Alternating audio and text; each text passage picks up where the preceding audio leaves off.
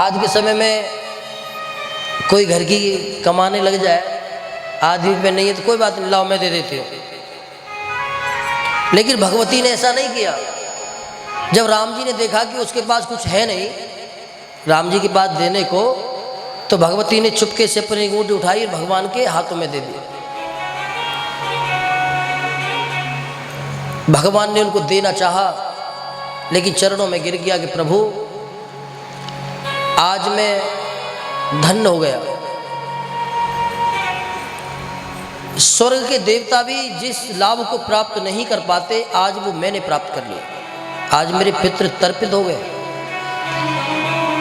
मैं हमेशा दुखी रहता था कि मेरे द्वारा जल अन्न मेरे पितृ स्वीकार करते भी हैं कि नहीं है। आज ये प्रमाण है कि मेरे पितृ प्रसन्न हो गए, क्योंकि मुझे आपके दर्शन हो गए। दर्शन ही नहीं, आपके पाद प्रक्षालन का सौभाग्य मुझे प्राप्त हो गया। भगवान के पाद क्या है महाराज? भगवान के पैरों में त्रिवेणी है। भागवत में इस विषय पे चर्चा करते हैं कि भगवान के पैरों में त्रिवेणी कैसे है। त्रिवेणी का मतलब गंगा, यमुना और सरस्वती। गंगा जी का रंग कौन से वर्ण का है? श्वेत वर्ण का। गंगा जी कैसी है? श्वेत वर्ण की। और यमुना जी का रंग कैसा है? श्याम वर्ण का। और सरस्वती की कांति कैसी है? बोले रक्त वर्ण की। तो भगवान का रंग कैसा है? श्याम वर्ण का। भगवान राम तो श्याम वर्ण के हैं ना, सांवले हैं। और भगवान के जो नख हैं वो कौन से वर्ण के हैं? वो श्वेत। और भगवान की जो तालुका है, पैरों के नीचे का हिस्सा, वो लाल है। लेकिन आप कभी त्रिवेणी पर जाओगे तो गंगा और यमुना ही दिखाई देती है, त्रिवेणी दृष्टिगोचर नहीं होती। उसी प्रकार जब भगवान खड़े होते हैं तो गंगा यमुना के तो दर्शन होते हैं, लेकिन त्रिवेणी अदृश्य होती है। लेकिन त्रिवेणी में सरस्वती के दर्शन कब होते हैं? जब भगवान की कृपा का परम लाभ प्राप्त होता है और उस पुण्य मुहूर्त पर जो व्यक्ति उसका स्नान करता है। अब पुण्य मुहूर्त की प्राप्ति भी बिना भगवान की कृपा की संभव नहीं होती महाराज। कुंभ में नहाने तो सब जाते हैं, लेकिन स्नान किसका है? जब त्रिवेणी का जब संयोग बने। वैसे तो गंगा सागर रहेगा, कभी भी चले जाओ, लेकिन उस स्नान का महत्व कब है? संक्रांति के पर्व पर, जब सूर्य मकर राशि में प्रवेश करे। जब संक्रांति का पर्व जब आता है तभी तो गंगा सागर का स्नान है। स्नान करके सूर्य को अर्घ दे करके उद्वयम तामासस परिश्वाहा पसंत उत्तरम देवम देवत्रा, इन मंत्रादिक विधियों के द्वारा जब सूर्य का अर्घदान प्रदान करें, दिव्य स्नान करें, गंगा का जो स्नान सागर में मिला है वहाँ पर पूजन करें और उसके बाद कपिल मुनि का दर्शन करें, तभी उसका पुण्य है। उसी प्रकार भगवान के जो अनन्य भक्त हैं, जिनके ऊपर भगवान की कृपा होती है, वही सरस्वती के दर्शन कर पाते हैं, अपितु भगवान के तालुका का दर्शन कर पाते हैं। तो भगवान के चरणों में त्रिवेणी है। आज उसका प्रक्षालन करके एक नई गंगा भी यहाँ पर केवट ने प्रकट कर दी। हाथ जोड़ करके चरणों में गिर पड़ा कि प्रभु मैं इस समय कुछ नहीं लूँगा आपसे, जब आप लौट करके आओगे तब जो भी कुछ आप दोगे तब मैं उसको सहज स्वीकार कर लूँगा। निवेश निषेव वेदे ही सुता बभूव, आप जो भी मुझे दोगे मेरी सेवा के रूप में मैं उसको स्वीकार कर लूँगा। भगवान वहाँ से उदास आए थे, लेकिन केवट की छवि को जब भगवान देखते तो मुस्कुरा देते हैं। उसके व्यवहार को देख करके भगवान सब जानते हैं। इसको दैन्य भाव कहते हैं महाराज, भक्ति का दैन्य भाव। केवट से विदा लेकर के भगवान आगे गए तुलसीकृत रामायण में लिखा हुआ है कि निषाद राज गंगा के पार तक गए, लेकिन वाल्मीकि रामायण कहती है कि जब भगवान नाव में बैठे तो निषाद वहीं पर रुक गए, उसी पार पर। और जब भगवान नाव से उतर करके जब अपनी यात्रा को प्रारंभ किया तो वहीं से जमीन में लेट करके भगवान के चरणों को प्रणाम किया और केवट अपनी नगरी को आ गए। गंगा के किनारे खड़े होकर के भगवान राम ने, लक्ष्मण ने और भगवती जानकी ने गंगा की पूजा करी है। उस समय जो जो वस्तुएं भी उनके पास पूजा की थी उन्हीं से पूजा करी और भगवती ने प्रार्थना करी कि हे माँ, आप मेरे पूजन को स्वीकार करें और मुझे आशीर्वाद प्रदान करें कि हमारी 14 वर्ष की यात्रा मंगलमय हो। आप हमारे सभी विघ्नों का हरण करें।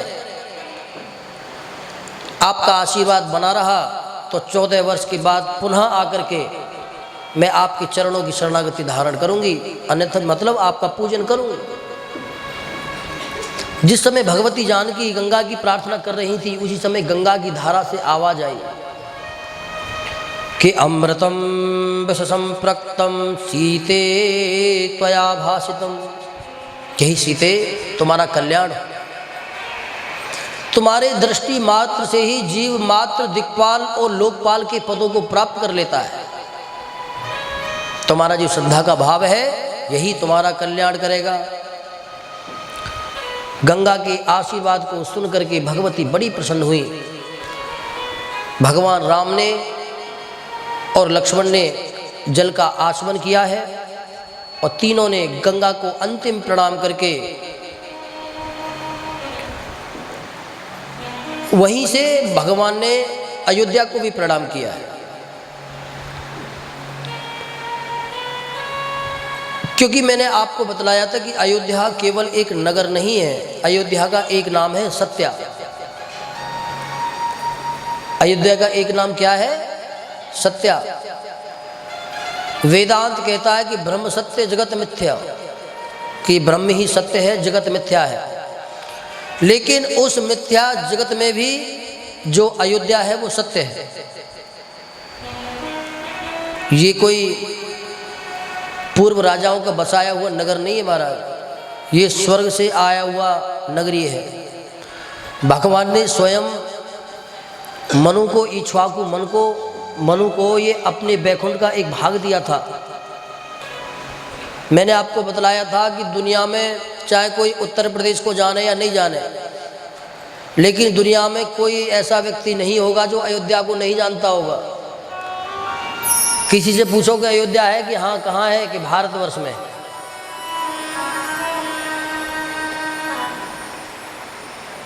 वहां से भगवान ने अपनी यात्रा को आगे बढ़ाया है और भगवान राम, लक्ष्मण और भगवती जानकी के साथ में प्रयाग पहुंचे हैं। भरद्वाज मुनि बसहि प्रयागा।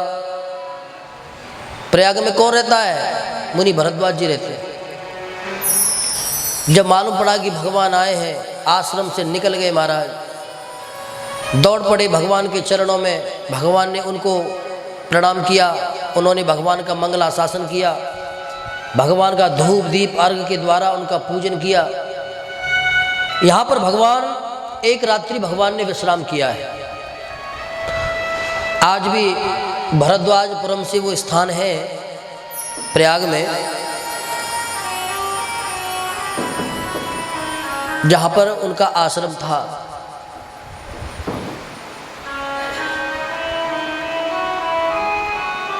एक रात्रि भगवान ने वहाँ विश्राम किया। प्रातःकाल संध्या वंदन करने के बाद ने भगवान ने प्रणाम किया कि हे प्रभु, अब आप हमको आगे का मार्ग बताएं कि हम कहाँ निवास करें।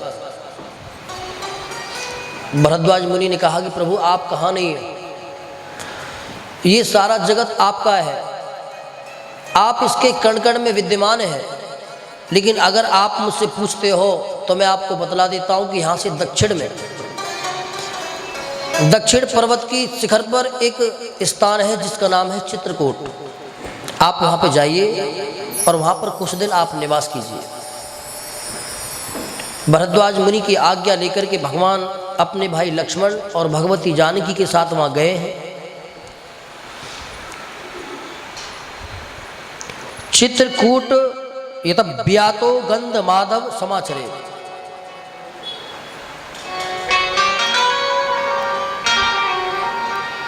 चित्रकूट का जो शिखर है वो बड़ा पवित्र है महाराज। वाल्मीकि मुनि ने यहाँ पर चित्रकूट की बड़ी महिमा कही है कि प्रातःकाल उठ करके जो चित्रकूट पर्वत की शिखर के दर्शन जो करता है उसको भगवान के चरण स्पर्श का पुण्य प्राप्त होता है।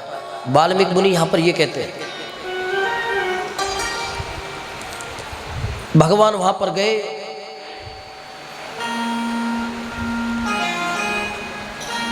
वहाँ पे जाकर के लक्ष्मण जी के और भगवती जानकी के साथ में जाकर के यमुना की पूजा करी। और उसके बाद भगवान राम ने लक्ष्मण से कहा कि भैया ये चित्रकूट का जो स्थान है बड़ा पवित्र है, अब तो हमारी कुटिया यहीं पर बनेगी, जाओ और कहीं से लकड़ी आदियों की व्यवस्था करो, कुटिया बनाओ।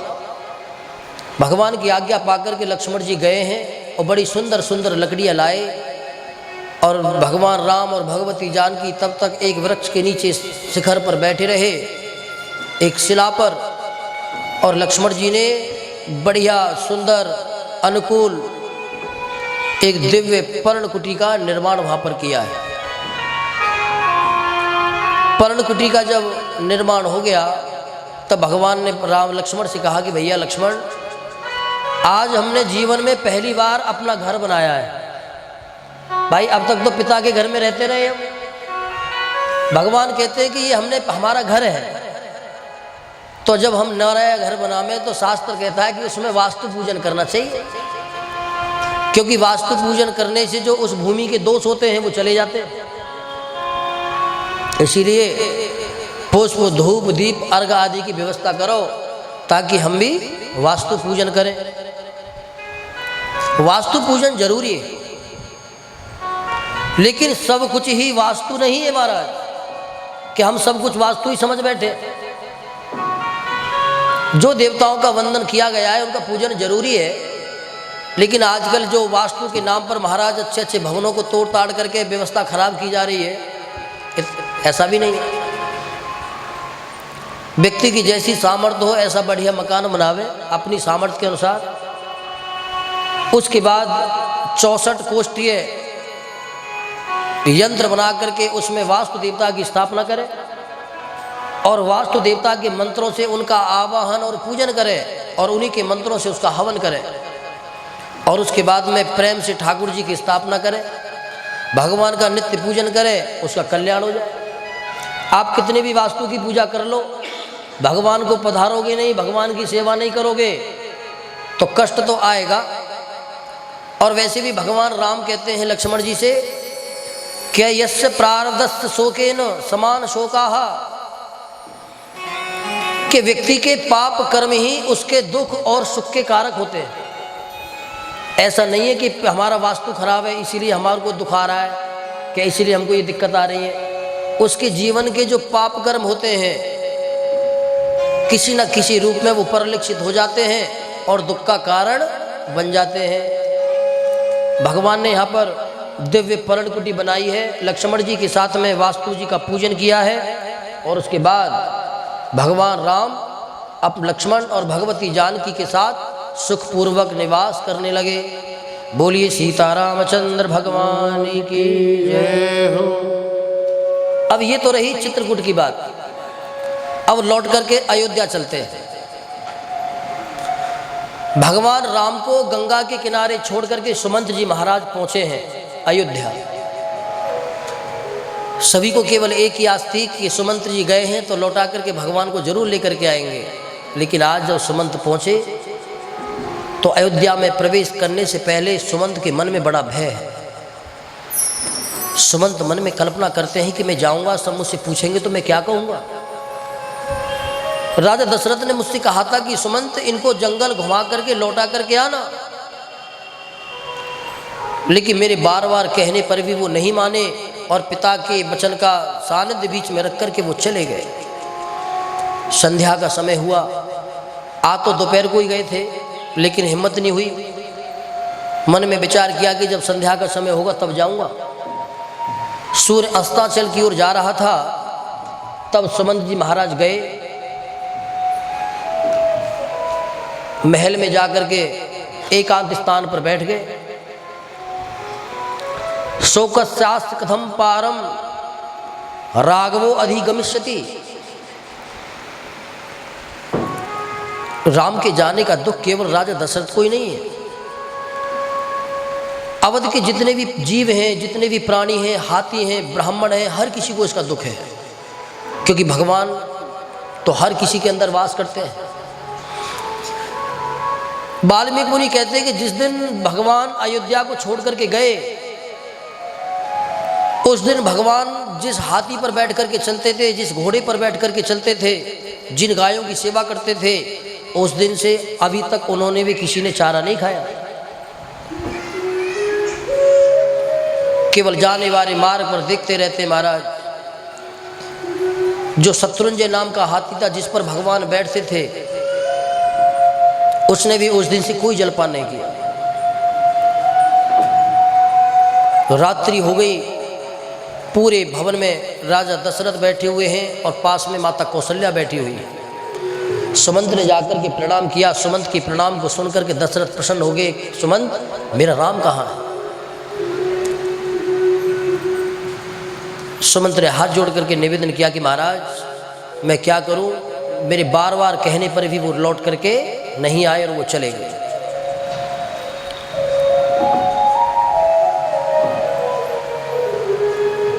और भगवान ने मुझसे कहा है कि आप पिता को सांत्वना देना, मैं 14 वर्ष के बाद उनके वचन का पालन करके लौट करके आऊंगा।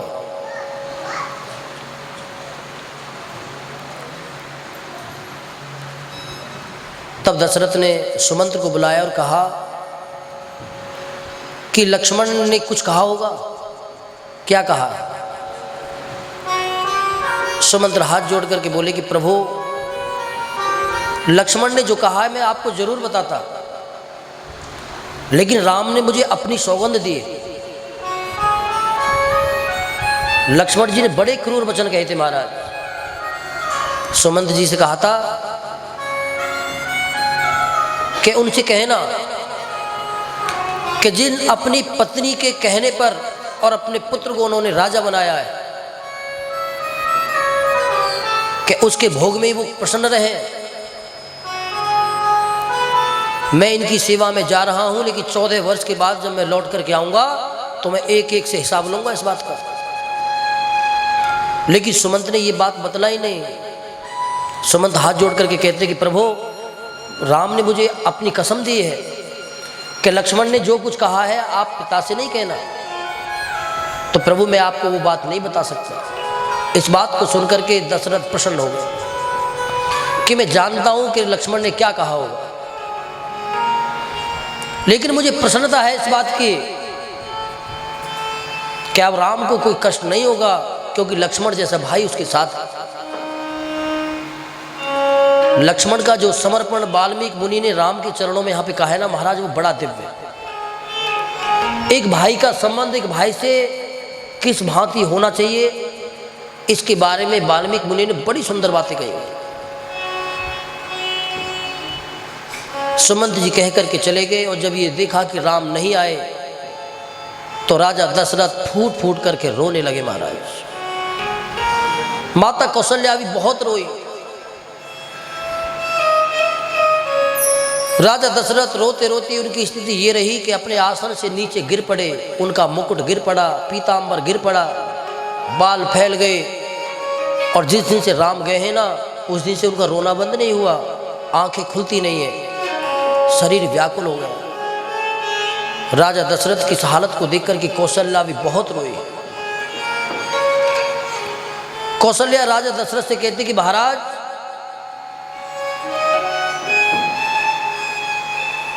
आज आपके कारण पूरा राज, पूरा परिवार, सब कुछ खत्म हो गया, केवल आपके कारण। ऐसा नहीं है कि यहां पर कौशल्या माता उनको उदाहरण दे रही है, राम के प्रति कौशल्या का प्रेम बोल रहा है। राम के जाने से जो उनको दुख है ना, वो दुख ही शब्दों के रूप में प्रकट हो रहा है। केवल आपने मेरी ही नहीं, पूरे अवध की, पूरे राज की, पूरे राष्ट्र की हत्या की है। कहते कहते जब कौशल्या रोने लगी तो राजा दशरथ हाथ जोड़ करके कौशल्या के चरणों में गिर पड़े कि कौशल्य, आज तू भी मुझे अपराधी समझती है। जब राजा को विकल होते हुए देखा, कौशल्या के दुख का पारावार नहीं रहा, हाथ जोड़ करके बोली कि प्रभु, मैं जानती हूं कि तुम धर्मनिष्ठ हो, तुमने धर्म के पालन के लिए ये सब व्यवहार किया है, धर्म की रक्षा के लिए तुमने किया है, लेकिन मैं क्या करूं, मेरी यहां पर सुनने वाला कोई नहीं है।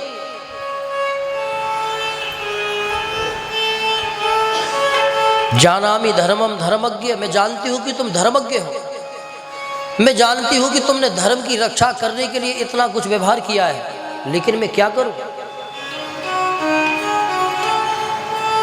माता कौशल्या कहती है कि स्त्री की 3 गतियां होती है। स्त्री की 3 गतियां होती हैं। पहली गति होती है उसका पति, जो तुम आओ मेरे रहे नहीं हो, तुम तो कैकई के हो। दूसरी गति होती है उसका पुत्र, जिसको तुमने वन में भेज दिया है। और तीसरी गति होती है उसके संबंधी लोग, परिवार के लोग, और उनको तो मैं छोड़ करके, त्याग करके पहले ही तुम्हारी चरणों में आ चुकी हूं, तो मेरा तो कोई है ही नहीं। अब आप ये बताओ कि मैं करूं क्या। रोते रोते अर्धरात्रि होगी महाराज, पूरे भवन में केवल 2 प्राणी, रोने के अलावा कोई दूसरा कृत्य नहीं। इन बातों को सुनकर के राजा दशरथ को बड़ा दुख लगा कि देवी मैं क्या करूं। वाल्मीकि मुनि कहते हैं कि रोते रोते, वार्ता करते करते अचानक क्या हुआ कि दशरथ के नेत्रों की ज्योति चली गई। दशरथ के नेत्रों की ज्योति चली गई, उन्हें कुछ दिखाई नहीं दे रहा था। जैसे अंधा व्यक्ति इस प्रकार से हाथों को कर करके कहता कि कौशल्य तुम कहां हो। राजा दशरथ के अपार दुख को देख करके कौशल्या अपना भी दुख भूल गई, हाथ को पकड़ के बोली कि महाराज हुआ क्या। कि कौशल्य मुझे कुछ दिखाई नहीं दे रहा, मेरी आंखों की रोशनी चली गई। राजा दशरथ के इस भाव को देख करके कौशल्या के दुख का पारावार नहीं रहा महाराज। तब राजा दशरथ कहने लगी कि देवी आज मुझे अपने जीवन में किया हुआ एक पाप स्मरण हो रहा है। कौशल्या कहती कि महाराज आपने कोई पाप किया है। कि हाँ, कि मैंने जो अपराध अपने जीवन में किया है, आज उसके पाप का फल भोगने का समय आ गया है। कौशल्या कहती कि महाराज तुमने कौन सा अपराध किया है। तब राजा दशरथ कहते हैं कि अब मैं समझ गया कि व्यक्ति अपने जीवन में जो अपराध करता है उसका फल उसको भोगना ही पड़ता है। चाहे हम कितनी भी पूजा पाठ कर लें, कितने भी धर्म कर लें, कितनी भी कथाएं सुन लें, लेकिन अगर हमने कोई अपराध किया है तो उसका दंड हमको भोगना ही पड़ेगा। वो धर्म के द्वारा या किसी अनुष्ठान के द्वारा या दान के द्वारा वो काटा नहीं जा सकता, वो भोगना पड़ेगा।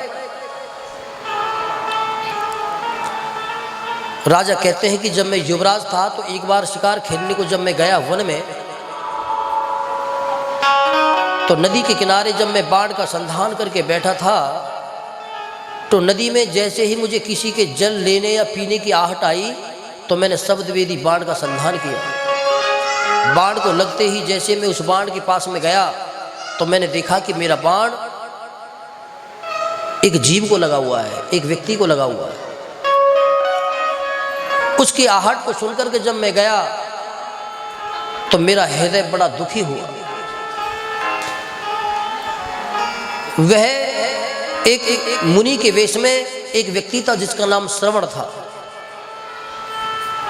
जब मैं उसके पास में गया तो वो रोता हुआ बोला कि महाराज मैंने अपने जीवन में बहुत शिकारी देखे, लेकिन आपके जैसा शिकारी मैंने नहीं देखा, क्योंकि केवल आपने मेरा ही शिकार नहीं किया, आपने एक बाण से 3-3 शिकार किए। एक बाण से आपने 3-3 शिकार किए हैं। राजा दशरथ कहते हैं कि जब मैं उसके पास में गया तब मुझे मालूम पड़ा कि मुझसे कितना बड़ा अपराध हुआ है। श्रवण कुमार कहते हैं कि राजन, मैं तो अपने माता पिता को तीर्थ यात्रा कराने के लिए निकला था। मेरी माता पिता को प्यास लगी तो मैं तो उनको जल लेने के लिए आया था। मेरा अपराध क्या था? मैं तो जा रहा हूं।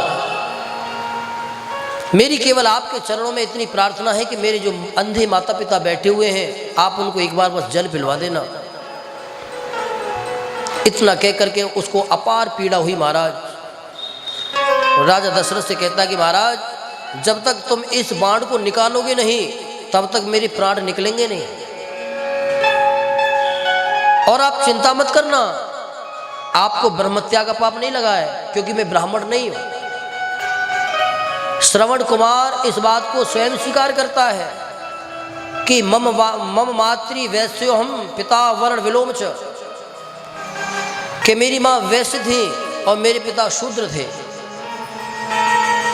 इसलिए वर्ण विलोम होने से मैं वर्ण संकर हूं, मैं ब्राह्मण नहीं हूं। जब दो वर्णों में जब विवाह होता है, दो जातियों में, तो उससे जो संतान पैदा होती है वो वर्ण संकर होती है। मैं तो वैसे ही निंदनीय हूं क्योंकि वर्ण संकर हूं। मेरे द्वारा किए हुए कोई भी धर्म कार्य, कोई भी सत्कर्म कभी पूरे नहीं होते। वाल्मीकि मुनि यहां पर केवल इसी शब्द पर बहुत व्याख्या करते हैं। बोले वर्णस्य खलुते मन्यो, के वर्ण विलोम के माध्यम से उत्पन्न होने वाली जो संतानें होती है वो खल होती है, क्योंकि ना तो वो अपने पिता का कल्याण कर सकते हैं, ना अपनी माता का कल्याण कर सकते हैं, ना खुद का कल्याण कर सकते हैं। क्योंकि जब हम पूजा करेंगे तो जब संकल्प बोलेंगे तो क्या कहेंगे? किसका गोत्र बोलेंगे? अपना गोत्र बोलेंगे कि अपनी माता का कि अपने पिता का? इसलिए वर्ण भेद होने के कारण आज समाज में बड़ी अव्यवस्था हो रही है हमारी। इसका एक कारण वर्ण भेद भी है, दूसरी जाति में विवाह करना।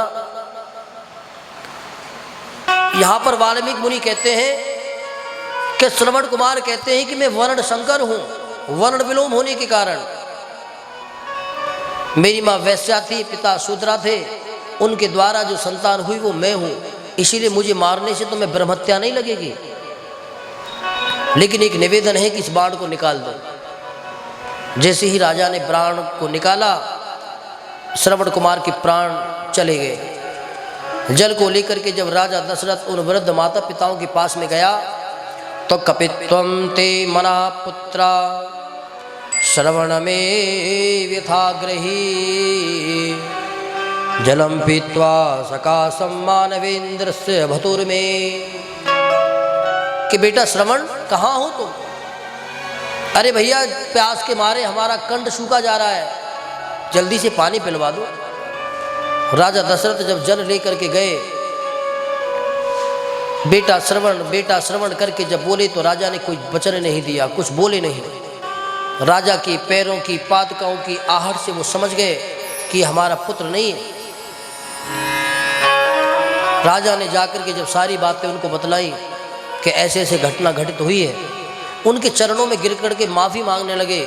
लेकिन वो अंधे माता पिता बड़े दुखी हुए महाराज, और कहा कि राजन, हम तो अब जा रहे हैं, हम अपने पुत्र के बिना जीवित नहीं रह सकते, लेकिन जाते जाते तुम्हें भी श्राप देते हैं कि जिस प्रकार अपने पुत्र के विरह में हम अपने प्राणों को त्याग कर रहे हैं, उसी प्रकार तुम्हें भी अपने पुत्र के विरह में प्राणों का त्याग करना पड़ेगा। आज ये बातें राजा दशरथ को याद आ गई। राजा दशरथ कौशल्या से कहते हैं कि देवी, कर्म का जो लेख है उसको कोई मिटा नहीं सकता। अगर हमने कोई अपराध किया है तो उसका दंड हमको भोगने को मिलेगा। इतना कहते ही राजा दशरथ व्याकुल हो गए, भूमि पर गिर पड़े महाराज। माता कौशल्या बड़ी दुखी हुई। उस समय माता कौशल्या के दुख का कोई पारावार नहीं था। पूरे भवन में माता कौशल्या और राजा दशरथ के अतिरिक्त कोई नहीं था। मद्भक्त्या कौशलेन यस्या धार्यते नवा